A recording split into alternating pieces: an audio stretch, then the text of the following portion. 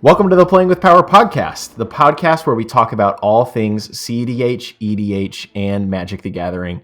I'm your host, Cal. And I am your host, Alex. And today we're going to be talking about Adventures in the Forgotten Realms. We'll be looking back on some of the most hyped cards from this set and discussing how they turned out.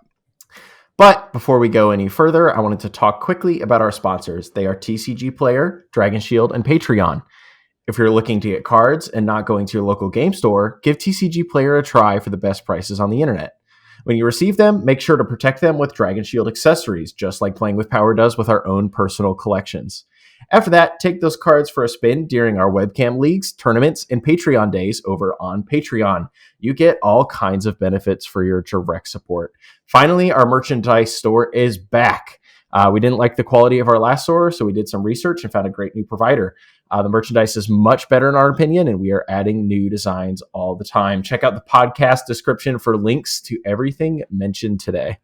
And today's Patreon shout out goes to Dante, aka Kodama Stan. Thank you so much for your patronage, bud. Thanks a lot for the support, Dante. Can't wait to see you in the next Mox Pro game. Excellent. So today we're doing another retrospective like we did for Modern Horizons in the past. And just like in that last episode, rather than just kind of generally talking about cards or trying to do some kind of tier list or something, we're going to use the over, under, and even concept for evaluating these cards. So we've put together a list of some of the cards that were most hype from Adventures in the Forgotten Realms and Adventures from the Forgotten Realms Commander during spoiler season and during the release window. And we are going to say whether we think they have exceeded those expectations that were set for them. So over, under, so underperformed those expectations, or even kind of met the expectations that people hoisted upon them. So, Alex, do you want to just go ahead and quickly hop into this list? Yeah, let's do this.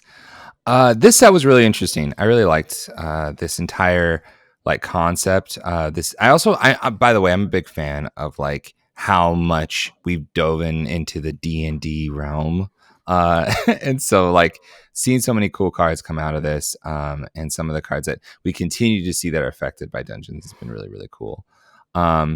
Prosper. Listen, Prosper. Is it Prosper the Tome-Bound? It is Prosper Tome-Bound, a warlock who is bound to his tome. Ooh, yeah. Prosper, when I saw Prosper get spoiled, immediately I was looking for every card that allowed me to cast things from exile. I was like, okay, we're going to see some cards I don't see in CEDH ever, and I'm just throwing them into this deck. I need cards that allow me to exile the top 2 cards, top 3 cards in my library. Let me play them until the end of the next turn. That's what I want. I was looking for all those cards. The result that I saw when this card got released and people really started digging in was just this immensely powerful grind engine that was easy to cast with just Jeweled Lotus and a land. And in most opening hands, if you have a Jeweled Lotus, you'll have a land as well. And if it's out turn 1, turn 3, you've seen three cards and gotten more than likely 3 treasures out of it. It's just really good. Exactly. Especially if you flip a land. Just play a land, get a treasure. Yeah, land treasure. Seems good. Seems good. I like mana positive treasures that are mana positive lands. What? This is ridiculous. Yeah, I think Prosper is, I wrote over when we were preparing for this episode, but in the last few minutes I've been thinking about it more. I think that Prosper is just kind of the very definition of even. People set very high expectations for Prosper, and they have been met. I myself have become quite the fledgling Prosper pilot over the last 3 months or so. It's quickly become one of my favorite decks because he just lets you do so many awesome things in the Rakdos colors, abusing lots of really cool cards, generating so much value. I mean, what could be better than a Phyrexian value with upside in your own command zone? Yeah. Sorry, Phyrexian arena with upside. There we go. Right. I feel like Prosper is kind of like everything Dark Confidant wanted to be. It's like Dark Confidant's like, man, I wish I could do stuff, but shoot. I'm like, yep.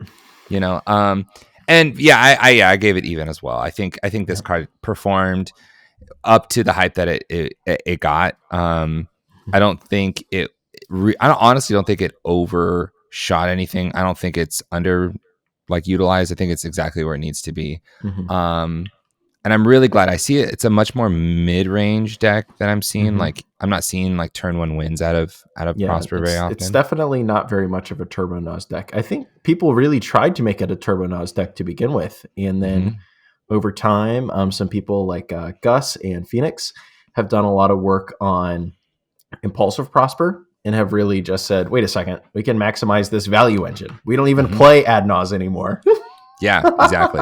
And I think that's what you're supposed to do. Honestly, I think that's what you're supposed to do. And it's really, really good. Next on our list, we have Grim Hireling. How do you feel about that? Well, for those of you who aren't familiar, just let me read Grim Hireling to you, because I think Grim Hireling is actually one of those cards that fell through the cracks during spoiler season. It was just a random throwaway 4-drop in the Prosper Precon that everyone looked at and was like, whatever. So it's a 4-drop, 3 generic, and a black mana, 3/2 Tiefling Rogue. Whenever one or more of your creatures you control deals combat damage to a player, so like Timna, create 2 treasure tokens. And then you can pay a black mana, sacrifice X treasures. Target creature gets -X until the end of the turn. Activate only as a sorcery. Alex, I think this is the very definition of over for this set. Grim Hireling has been gaining more and more and more traction, especially in the last month, and it is still not enough. Grim Hireling is insane. Yeah, Grim Hireling. I saw the first time I saw Grim Hireling was during a game where there was a Grim Hireling in an Agila deck. And I was like, why do you have Grim Hireling? Oh, wait, you just need to attack 3 people and you make 6 treasures. You can activate Nagila. This is a problem. This is not good. This is another 1-card creature combo. And to be I've done a lot of deck theory regarding creature interaction versus non-creature interaction, and there just simply isn't enough creature interaction. So to have another Derevi type effect, right? You're not reliant on an enchantment or some weird artifact that can enable Nagila. It's just another creature. And okay, so Derevi and Grim Hireling, you can search for both of them through creatures, and they're not uncounterable but really hard to deal with. And Grim Hireling doesn't even have to attack, and Grim Hireling gets rid of things. Yep. Its removal as well. That's so good. Is there a step of over? Is it double exactly over, super over? I think Grim Hireling opens an interesting type of conversation around how people evaluate cards in the first place, especially with how many sets we've been getting these days. We see so many cards, and especially those of us who have been playing Magic the Gathering for so long, we kind of glance at a card and glance at its ability and kind of just assume in our head what it does. So I think a lot of people looked at Grim Hireling, saw 4 CMC, and were like, all right, this is some 4 CMC precon card. Go next. Activate only as a sorcery is on this thing. Go next. We're making some treasure tokens by hitting people. I probably can only get 2 treasures max out of that, right? It's worded specifically, so no matter how to beat people, no, it does every single thing you could want it to. And it doesn't matter that it's a 4-drop, because if you cast it in your first main phase, it will probably pay for itself. Yeah, that's actually big facts. People seeing cards for I really like the concept of looking at a card and then not necessarily realizing that it's free to cast, right? You need 2 creatures to be able to connect. That's a really overlooked mechanic. I think Cloud of Fairies is one of those cards. If you're on Ad Nauseam and this is an audio podcast, I forgot. People who are unaware, Cloud of Fairies is a bird. It costs 2 mana, and when it enters the battlefield, you untap 2 lands. That's the relevant part. And so it combos with other cards. So if you cast Cloud of Fairies, you untap two lands, and then you can cast Culling the Weak, which is sacrifice a creature, make 4 black, right? You can technically do that, use that 4 black, throw it into Grim Hireling, right? Like this is some of like the synergies that you can have, and technically speaking, you will probably net like the entire interaction between casting Cloud of Fairies, culling the weak, and casting Grim Hireling will be a wash. Like it will be zero essentially effective mana to do all of that stuff. So really, really interesting stuff. And you might even go mana positive depending if you're able to get a third creature out. Yeah, so that was definitely right up there for the very definition of over. Maybe moving on to a card that's not so much of an over, Alex. I'm not entirely sure how to pronounce this card. I'm sorry to all the actual D&D fans out there because I know this is an established character. Acerak the Archlich. Sorry. That is a 3-drop, 5/5 legendary creature, zombie wizard. When he enters the battlefield, if you haven't completed Tomb of Annihilation, which is a dungeon, you return him to your hand and venture into the dungeon. And then when he attacks, each opponent creates a 2/2 zombie creature token, yada, yada, yada. That's not the important part. The important part is that this guy is a 3-drop combo piece with very specific cards, a range of very specific cards that I won't go into right here. But the short of it is, if you can, if you have like infinite mana, you can just cast this guy, bounce, venture into a dungeon that isn't Acerak the Archlich, that isn't Tomb of Annihilation. One of the other dungeons has each opponent loses 1 life. You can just do that over and over and over again until you win the game, in theory. That was a lot of what people were hype about. People were really big on this guy, and I've not heard a peep of him since he was released. I wrote under, Alex. I did too. I did not. I have yet to play against this deck, and that means something because I play a lot of Magic. You play a lot of, yeah, me too. Yeah, like not seeing a commander that like people were hyped on doesn't mean very much, considering like I can't say I play against everybody, but like I never see it, and I think that it's because of the difficulty of doing what you want to do, especially because it's mono black. Creating infinite mana in mono black is tough. That's a really tough ask. And it needs to be colored mana too. It has to. That's important. And I think the important thing about him, like as a combo piece, is you probably just want him in your command zone, because if he's just gonna be a combo piece in your 99, then there's a million other better things you can be doing with that slot than trying to make some kind of combo with Acerak. So okay. Moving on from Acerak, that's pretty cut and dry. Up next, we have Xorn, another card that makes lots and lots of treasures. Xorn is a 3-drop elemental, 3/2, and if you create 1 or more treasure tokens, instead create those tokens plus 1 more treasure. Alex, tell us about Xorn. I have not seen Xorn in a single game. It felt like you think it's going to do more than it does, like, oh, wow, Xorn with Grim Hireling would be great. You mean we can make 9 treasures instead of 6? Sign me up. Yeah, right? Like, that sounds really good. But, like, it enables Dockside a little bit more.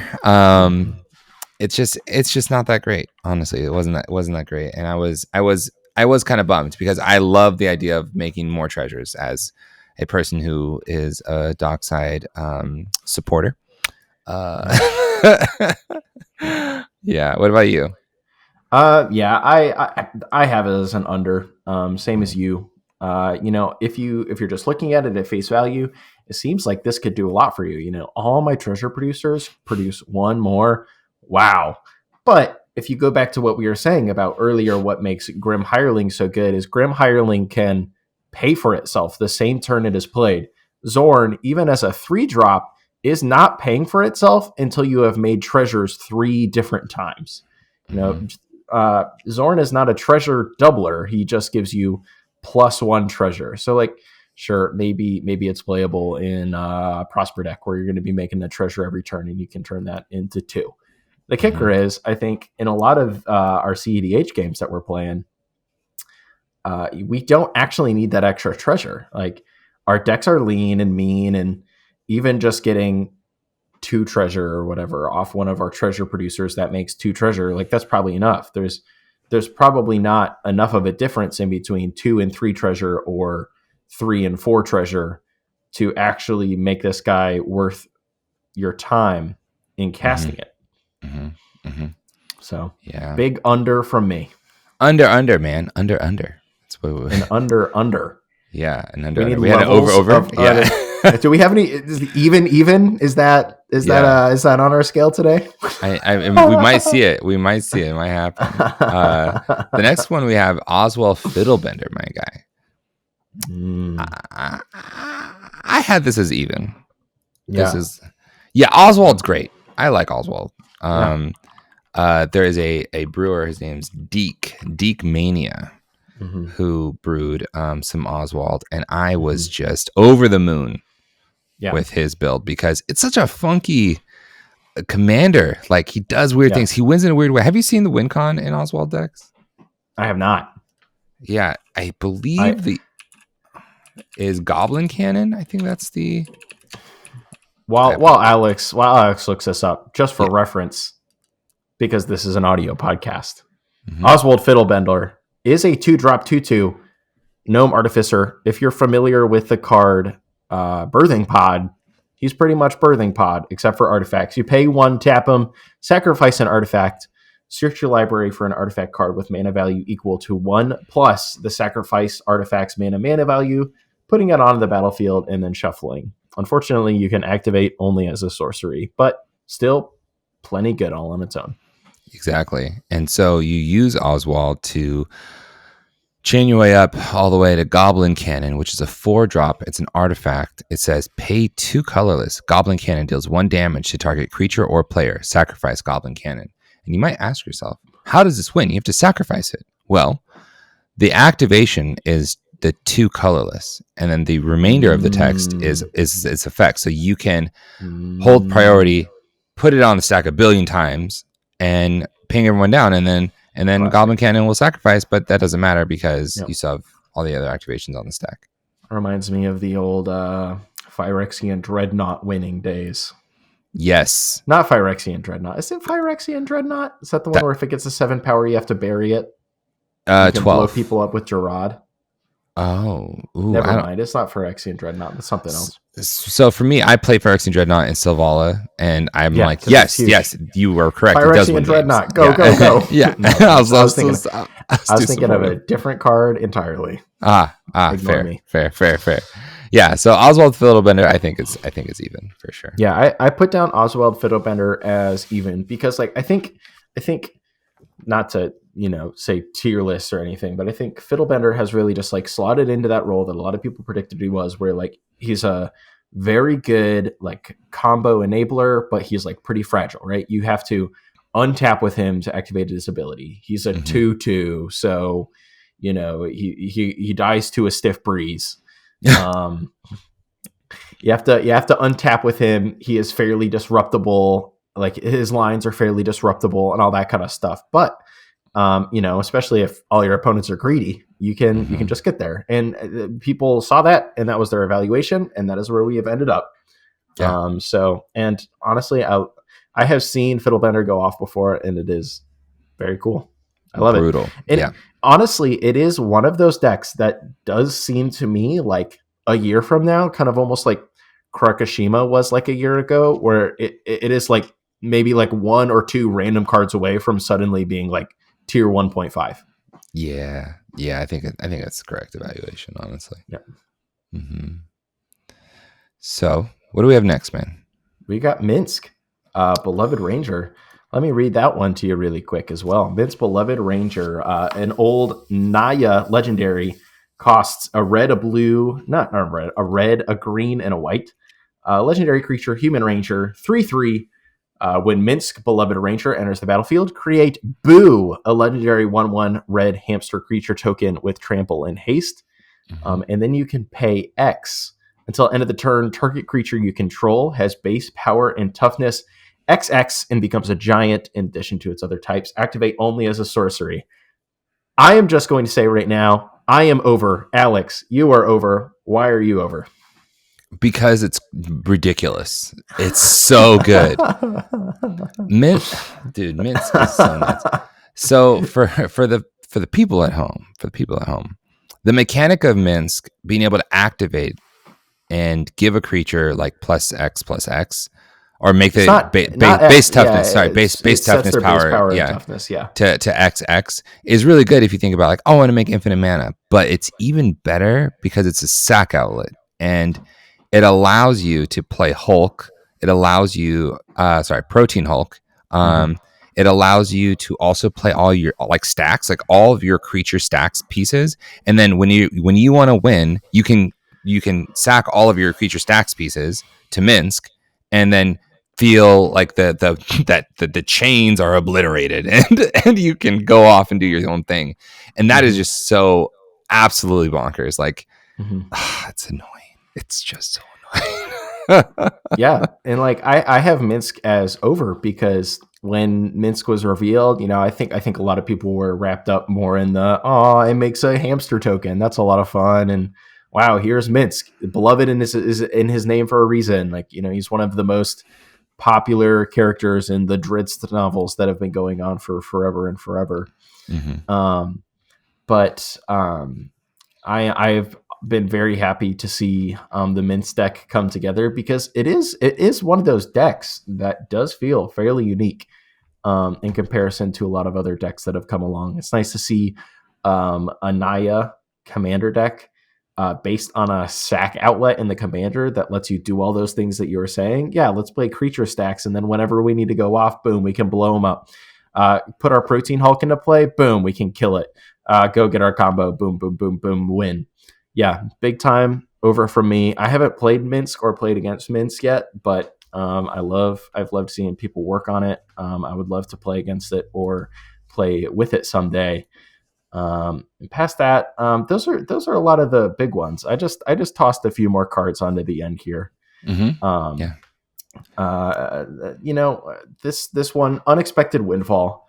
Mm-hmm. It's an odd card, and I Mm-hmm. think people were some amount hyped for it, not super hyped for it, but it is a card with a lot of combo potential, and that would be Unexpected Windfall, which costs 2 generic, 2 red, as an additional cost to cast the spell, discard a card, draw 2 cards, and create 2 treasure tokens. Mm-hmm. This is a card that it's kind of similar to a lot of different cards we've seen in the past, where it is an instant also that is very relevant. Mm-hmm. Discard a card, draw some cards. This one just happens to be a little more expensive and also creates use of treasure tokens. So, I put even. It might even be under. People were a little bit hyped about this card. I think Krakashima plays it. I'm no Krakashima expert though. I've seen a couple different red decks that are looking to make value or that can discount their spells play it, but it's just one of those cute little enablers that just so happens to make a deck 1% better if you have a place for it. Yeah, I don't see this card being very good, honestly. Like when you looking at it, it's like, okay, so it's 2 colorless, 2 red. Okay, that's a pretty Yep. exorbitant. It's a little expensive. Cost. You have to Yep. discard a card as an additional cost. So like at It's best, it's not card advantage. it's not card advantage because you're discarding. Yeah, you're discarding the Windfall and a card. Then you draw 2 cards and you make 2 treasures. Mm-hmm. Like the best in the best case scenario, you are going card even and you're making 2 treasures, and in the worst case gets countered and you've now lost 2 cards and you're out 4 mana. Like that seems rough. Like that seems super rough. Yeah, so fine. I'm gonna put under. I change my vote to under, Alex. Whatever small hype people had for this card, I am reevaluating to under. Yeah. Yeah, it's just I don't see it. I could see it maybe in like Krark, because if you're able to. No, I don't see it in Krark either. I just don't see it. Yeah, it doesn't make sense to me. But like if you can like double copy it, then it would kind of be nuts. But yeah, that's about it. Yeah, at that point it's draw 2. Yeah. 2 additional. So yeah, so you're going 2 cards positive. Yeah. And you're only discarding 1 card and you're making 4 treasures. So you could Nah, it's not. No. That's still not great. There's better cards. I'd rather Man, just who put these brainstorm. who put these cards on this list, Alex? Yeesh. Eesh. Well, the next card's exciting. I think Treasure Vault was exciting. Treasure Vault was very exciting. Yeah, Treasure Vault is a really good land. I will read Treasure Vault for the class. Treasure Vault, artifact land, tap to add a colorless, and then you can pay XX and tap and sack a Treasure Vault to create X treasure tokens. So whatever mana you put into it, you get half of that back in treasure tokens. I think this card did really good in Kinnan specifically. It makes the crop rotation, which allows you to sack a land and then fetch for a land, put it on the battlefield. That's really good. Like Treasure Vault becomes a win con in decks that are looking to make infinite mana, if they already have colorless infinite mana, and I like that a lot. In Kinnan, it's a win con. In other decks, I don't know if I've seen it in other decks, but in the deck that it works really well in now, it does really, really well. With that being said, I don't see it running in any other deck. Like, no, not at all. And so, people were really high on it too. I think a lot of people had it pegged as like their top AFR card, like during spoiler season and during like the first 2 weeks of messing around with the set or so. Yeah. I think having the idea of like it not doing what it needed to do and it only showing really strong performance in one deck, I think it just put it in that under category, and that makes me sad because I love Kinnan. Yep, that's I have it in the under category for exactly that reason as well. But you know what? That's okay. Not every card has to be awesome, and maybe someday we will see someone come along and break Treasure Vault, because like on paper it is a very strong card. But I guess Kinnan is almost the best case scenario for it, because like you go even on mana, but you get to like store it into treasures, pretty much, right? Yeah. So I don't know. And lastly, on our prepared list here, I wrote down Deadly Dispute, which I will once again read for everybody here. Deadly Dispute is a 2 CMC, a generic and a black. Instant. As an additional cost to cast the spell, you sacrifice an artifact or a creature, and then you draw 2 cards and create a treasure token. This is similar in vein in card design kind of to Unexpected Windfall we were talking about earlier, except sacrificing an artifact or a creature for a lot of decks is kind of a potentially a smaller cost than discarding a card. It only costs 2 instead of 4. It has a single black pip instead of 2 red pips. And then you draw 2 cards and create a single treasure token. So you get 1 of your 2 mana back as well. While also it's technically card advantage, even since you have to sacrifice an artifact or creature, just like indirect card advantage. But you do get to filter out your hand a little bit. I have this written down as even. Yeah. That's the more I read it, the better it gets. Like, okay. Yes. All right. So Deadly Dispute. Okay. In a vacuum is an okay card. But like in CEDH, I'm thinking about decks that run Rograk or Tevish, right? Like in Rograk Tevish, this probably is a slam dunk. Like you can just sack Rograk, put it in the command zone. You get to draw 2 cards off of it, and you make a treasure.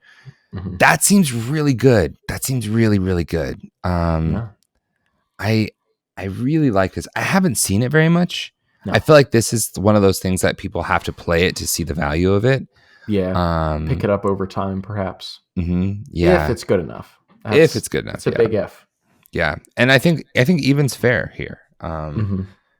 2 CMC, draw 2, create a treasure. So it's essentially 1 mana. 1 mana to draw 2 cards, sack a creature. I would do that.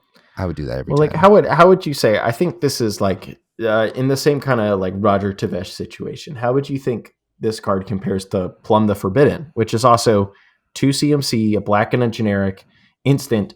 As an additional cost to cast this spell, you may sacrifice 1 or more creatures. So you lose the ability to sacrifice an artifact. It has to be creatures. And then when you do, you copy the spell for each creature sacrificed this way, draw a card and lose a life.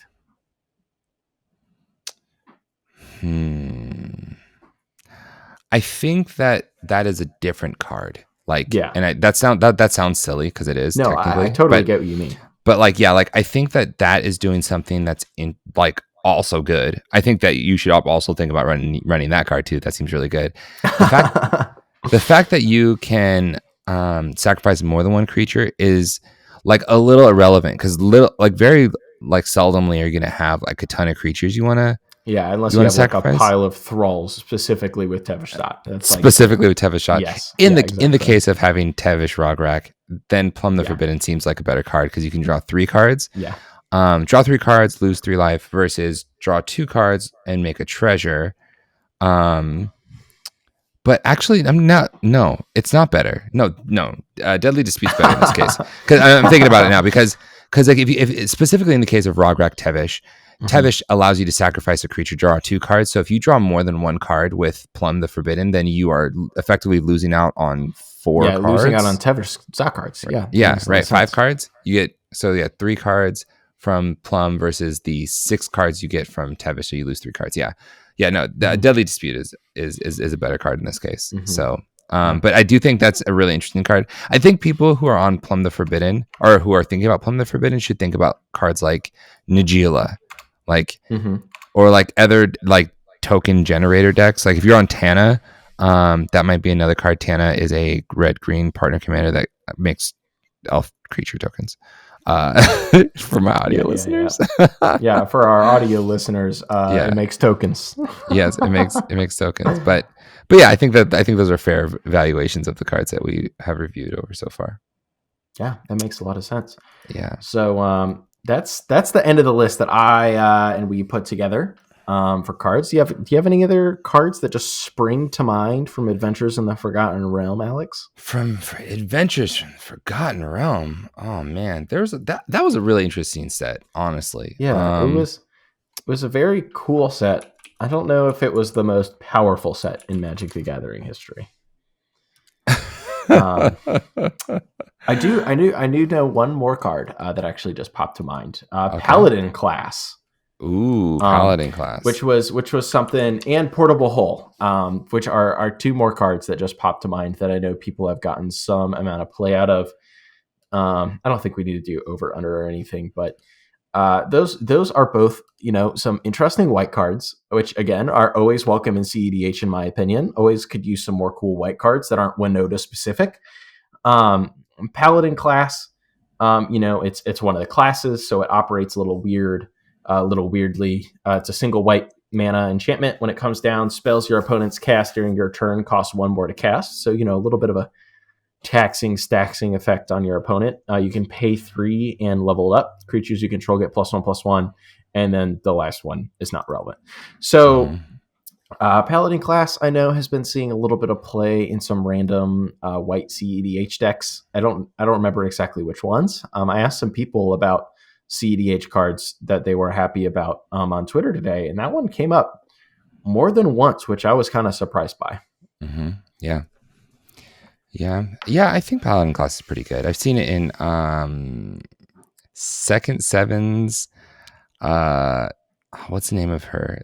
He runs a mono white commander that is absolutely brutal. That makes it's a token generator, and I've gotten hit in the face too many times with it. So I'm a little. I'm a little sour. I don't remember her name. She is on a horse. She's going like this. Yes. The audio podcast listeners, I'm raising my hand. Raising the hand. Because she has a sword. And then of course, so yeah, Paladin class, I know a lot of people have called out. Seems cool. Seems nice. Portable Hull. Another one of those artifact removal spells. I always assume it's an enchantment. Pay a single white. When Portable Hull enters the battlefield, exile target non-land permanent and opponent controls with mana value 2 or less until Portable Hull leaves the battlefield. That hits a lot of relevant non-commander creatures in our format that aren't named Grim Hireling. So sign me up. Named Grim Hireling. Yeah, Grim Hireling is expensive for a CEDH card, man. on the Yeah. mana value end of things. Yeah, Grim Hireling is just too good, and anything that is part of the name of the deck that we were talking about earlier is Adeline. Adeline is the name of the deck. Adeline. Okay. Yeah, and excellent. I just God, that card is silly. Hurts my heart. Real quick, Yeah. good sir. One card that we have not talked about tonight is Volo. Guide God, you're right. to Monsters. 2 colorless, a green and a blue. Legendary creature, human wizard. Whenever you cast a creature spell that doesn't share a creature type with a creature you control or a creature card in your graveyard, copy that spell. He is a 3/2. Oh, dude, this would have been over for me. Like literally over and over as a rating because this card is so sick. Like it just gets that brewer's heart going. Honestly, it does. Have you been able to brew up anything sick with it, Alex? I didn't have to. Have to. This is one of those decks that you have to dedicate some time to brewing because of how it's very specific. Yeah, it's very specific. You can't share creature type, so all of your creatures are different. So you have to choose basically the best creature in each creature type, and it isn't Simic. And so the cards I want to run, like I want to run like really really cool cards, but they all share the same type. Like they're a bunch of wizards, and they all share the same type. Mm-hmm. But one of the things that my friend talked about was you don't necessarily have to have all like singleton creatures in this deck. You really want to make it so that the card quality is high enough that if it's the first one of that type of creature you get helps you do a thing. Yeah, it's like you don't just you can't get by just by willy-nilly copying stuff for like incremental advantage. Your stuff really has to get there. Mm-hmm. Yeah, and clones have never been so strong. Oh my gosh, clones are gnarly. Very gnarly. Well, I'm glad you brought up. I'm glad you brought up the guy who documents monsters himself. Yeah, so good. So So we got so tonight's call to action for you all, right? Mm-hmm. You all at home, what do you think? What cards are the overperformers of adventures in the Forgotten Realms? Did we miss anything? Was there anything you were excited about that underperformed or was just even, right? That didn't really do anything. I mean, we went over a few cards tonight, but there is a whole set. And I'm sure there's cards that we didn't include in this. And I'm sure there's cards that you wish we did. Let us know what we did or what we could have done. Yeah. So, thank you for listening. A big thanks to all of our sponsors, TCG Player, Dragon Shield, and viewers and listeners like you on Patreon. If you thought we missed something, subscribe to our Patreon, come on our Discord, and tell us all about how we were wrong. If you're watching this on YouTube, give us a comment, like this video, subscribe if you're not already a subscriber. Make sure, if you're listening, give us a review on Spotify, Apple Podcasts, or your favorite podcast aggregator. You'd be really surprised how much that helps other people find the podcast. If you think that we're doing a good job and you like us, please give us that good 5 stars. You can find us at Playing with Power on Twitter, Facebook, TikTok, Instagram, and more. All the links, you can find those in the episode notes. And that wraps it up for this episode of the podcast. Tune in next time when we talk more about our favorite format and our favorite game, Magic the Gathering. Thank you so much for watching, listening, and we'll see you next time.